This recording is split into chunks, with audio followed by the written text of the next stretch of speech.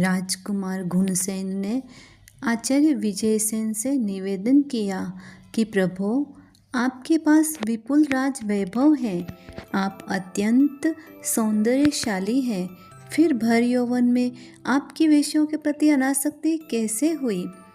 हे महाराज, यह संसार ही मेरी विरक्ति का कारण बना है। हे नरेश, मैं पश्चिम महाविद्य के गांधारपुर नगर का राजकुमार विजयसेन था। हमारे राजपुरोहित का पुत्र विभावसु मेरा प्रिय मित्र था, किंतु दुर्भाग्यवश उसे महारोग ने ग्रसित कर लिया। अनेकों औषधोपचार करने पर भी कोई लाभ नहीं हुआ और उसकी मृत्यु हो गई। उसके बिना मेरा जीवन नीरस और उदासीन हो गया। मैं दुखी रहने लगा। एक दिन महामंत्री ने आकर कहा, राजकुमार जी, हमारे नगर के बाहर बहुत विशाल पर्वतीय गुफा है। वहाँ पर 4 महामुनि वर्षावास के लिए पधारे हैं। वे बड़े ही ज्ञानी ध्यानी और महातपस्वी मुनिवर हैं। महामंत्री की बात सुनकर मेरा रोम रोम पुलकित हो गया। मैं शीघ्र ही उन परम तेजस्वी मुनियों के दर्शन करने गया। वे चारों मुनिवर मांस मांस खमन की तपस्या करते और अपनी आत्मा को कुंदन की तरह निर्मल पवित्र बनाते। अब मैं प्रतिदिन उन मुनिराजों के दर्शन करने और धर्मोपदेश सुनने जाता था। मेरी उनके प्रति गहरी श्रद्धा बढ़ती गई। विभावसु के जुदाई का गम मैं भूल गया और प्रसन्न रहने लगा। माता पिता मुझे खुश देखकर शांति का अनुभव करते थे। उन तपस्वी मुनिराजों के धर्मोपदेश सुनकर मेरी सारी जिज्ञासाएं शांत होती थी। आचार्य विजयसेन अपने पिछले जन्मों की कथा सुनाते हुए अपने जीवन पर प्रकाश डालते हुए आगे कहते हैं, हे राजन, उन मुनियों का सानिध्य मेरे लिए परम तृप्ति का कारण बना, किंतु जब चातुर्मास काल पूरा हो गया और अगले दिन मुनिवरों का विहार होने वाला है, तो अब मैं धर्मोपदेश किससे सुनूंगा? इस कल्पना से ही मेरा रोम रोम कांपने लगा। मैं सुबह जल्दी उठकर उन मुनियों के दर्शन करने गया तो मैंने बड़ा ही अलौकिक अद्भुत दृश्य देखा। वे चारों महामुनि स्फटिक के सिंहासन पर, जो रत्न जड़ित है, उस पर विराजमान थे। नभ से देव दुंदुभियां बज रही थी। सुगंधित द्रव्यों से चारों ओर का वातावरण भी सुगंधमय हो गया था। चारों महामुनियों को केवल ज्ञान की प्राप्ति हुई। सभी देवगण मिलकर उनका केवल ज्ञान महोत्सव मना रहे थे। देवताओं ने समोसरण की रचना की। हजारों देव देवियां नागरिक उनकी देशना सुनने आए। मैंने उन केवल ज्ञानी परमात्मा के दर्शन किए। वंदन करके मैं उनके चरणों में बैठ गया। केवल ज्ञानी परमात्मा ने देव देवी मनुष्य तिर्यंच सभी की शंकाओं का समाधान किया। जब सब भगवान को वंदन नमन कर अपने अपने स्थान लौट गए, तब विजयसेन ने प्रभु को वंदन नमन कर आत्मीय अनुरोध किया कि भगवान, कृपा करके बताइए कि मेरे मित्र विभावसु की मृत्यु हुए कुछ महीने हुए हैं। अभी मेरा मित्र विभावसु कहाँ होगा? भगवान, कृपा करके मुझे बताइए। भगवान ने फरमाया, हे राजकुमार विजयसेन, तुम्हारा मित्र इसी गंधारपुर नगर में उत्पल दौत्बी की कुतिया है, मधुपिंगा। उसके गर्भ से कुत्ते के रूप में पैदा हुआ है और अभी उसकी बहुत बुरी हालत है। केवल ज्ञानी भगवान ने विजयसेन राजकुमार और विभावसु के पिछले भव की कथा सुनाते हुए कहते हैं, राजकुमार, तुम्हारा और विभावसु का पूर्व जन्म में गहरा रिश्ता था। भरत क्षेत्र में कुसुमपुर नगर है। तुम नगर श्रेष्ठी के पुत्र श्रीकांत थे और तेरी पत्नी का नाम श्रीकांता था। तुझे श्रीकांता प्राणों से भी अधिक प्रिय थी। सुखपूर्वक वहाँ की आयुष्य तुम्हारी पूरी हुई और इस जन्म में तुम राजकुमार विजयसेन बने और तुम्हारी पत्नी श्रीकांता तुम्हारा मित्र विभावसु बना। तुम दोनों की प्रगाढ़ मित्रता हुई। विभावसु ही मरकर कुत्ता अर्थात श्वान बना है। यह सुनकर विजयसेन मुनि कहते हैं कि मेरे मन में वैराग्य भाव पैदा हो गया। मैंने उस कुत्ते को उत्पल धोबी से मुक्त करवाया। उसके शरीर में अनेक घाव हो गए थे तथा उसके शरीर में अनेक जीव जंतु कुलबुला रहे थे। मेरे मित्र की ऐसी महादुर्दशा देखकर मेरा वैराग्य और भी दृढ़ हो गया। मैं उस कुत्ते को उन केवल ज्ञानी महामुनि के पास लेकर के आया और भगवान से पूछा, प्रभु, विभावसु ने ऐसा कौन सा पाप कर्म बांधा जिसके कारण उसे कुत्ते का जन्म मिला। तब भगवान ने कहा, इसने अपने उच्च जाति का मद किया था। एक दिन तुम और तुम्हारा मित्र विभावसु दोनों बसंत क्रीड़ा कर रहे थे। उस समय एक छोटी सी घटना हुई। उस समय धोबी युवाओं की टोली उधर से नाचती गाती हुई निकल रही थी। तब विभावसु ने धोबियों का अपमान किया और उनका तिरस्कार किया था और उसने उत्पल धोबी को जली कटी बातें सुनाई तथा राजसेवकों को आज्ञा देकर मजबूत रस्से से बांधने का हुक्म दिया था। उत्पल धोबी को उसने अनेक प्रकार के कष्ट दिए थे। उसके अंग छेदन कर उसके घावों पर नमक छिड़कता था। उस समय विभावसु ने कुत्ते के रूप में जन्म लेने का आयुष्य का बंध किया। विजयसेन को अपने मित्र की यह घटना याद आ गई थी।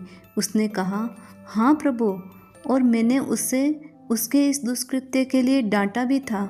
विजयसेन ने अगला प्रश्न भगवान से पूछा, भगवान, क्या विभावसु के पाप कर्म इसी कुत्ते के भव में खत्म हो जाएंगे?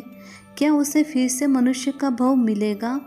भगवान ने कहा, विभावसु ने उत्पल धोबी को अत्यंत कष्ट पीड़ाएं पहुंचाकर इतने गाढ़े चिकने कर्म बांधे हैं कि इसे अनेक दुर्गतियों में जन्म मरण करके कष्ट भोगना पड़ेगा।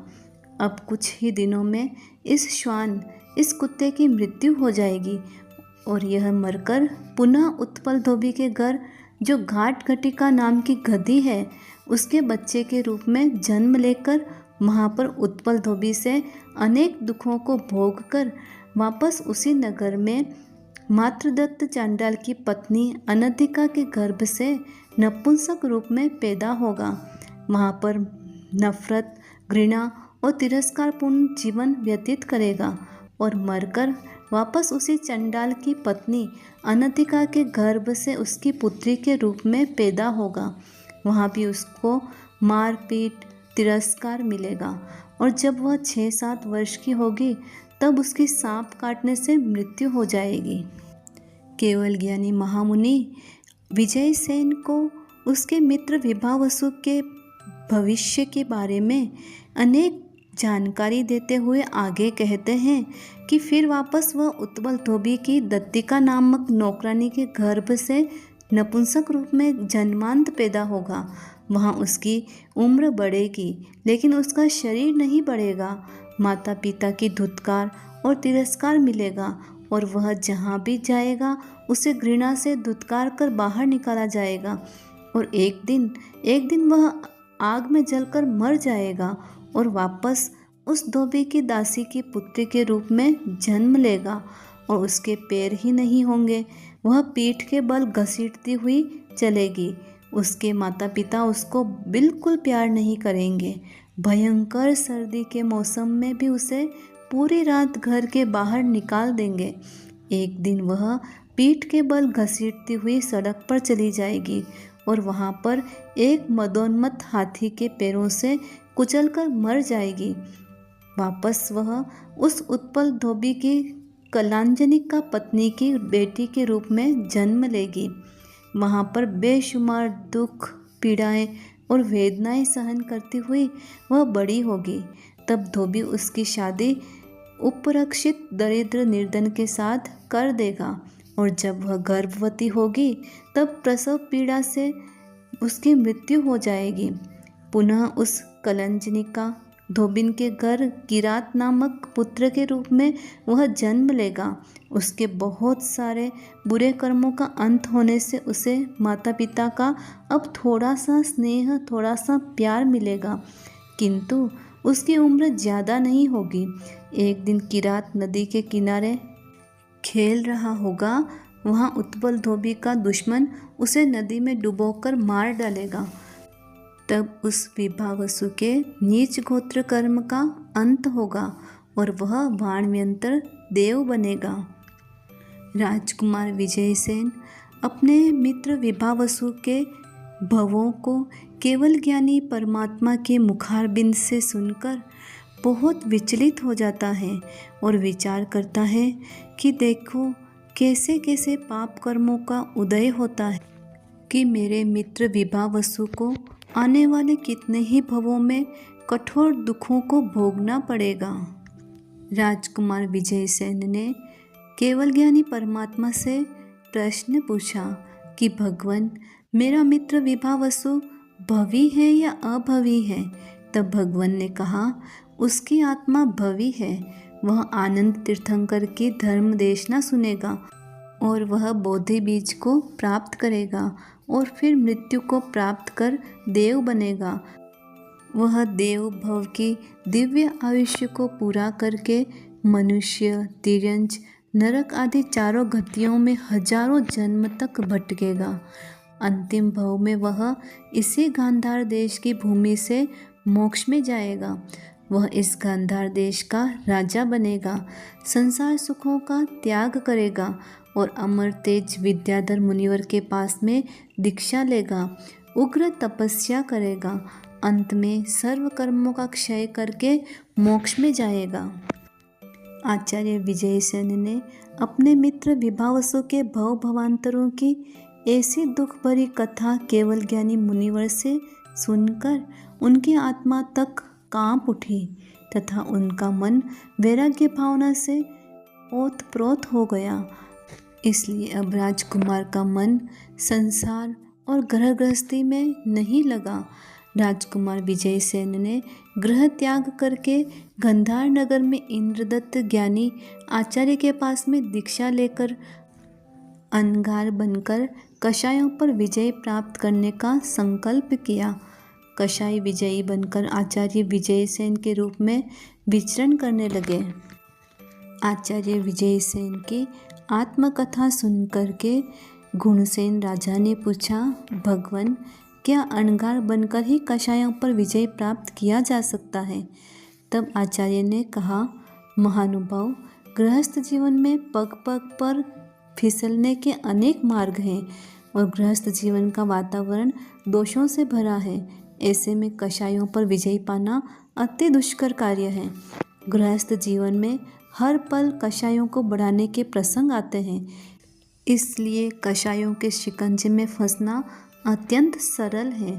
इसके विपरीत अनगार के जीवन में अनुकूल वातावरण होता है। प्रतिक्षण जीवात्मा को कषाय पर विजय पाने का अभ्यास कराया जाता है और कदाचित ऐसा प्रसंग आ भी जाए तो साधक में ऐसी योग्यता का विकास तो हो ही जाता है कि वह पुनः अपने आत्म स्वभाव में आ जाता है और वह अपने पापों की आलोचना करके प्रतिक्रमण कर शुद्ध हो जाता है। आचार्य विजयसेन की बात सुनकर क्या गुणसेन राजा भी आत्म साक्षात्कार के लिए क्या वह संयम के मार्ग पर आगे बढ़ेगा? क्या वह दीक्षा लेकर आत्मकल्याण के मार्ग को दृढ़ करेगा? यह जानने के लिए देखेंगे अगले एपिसोड में।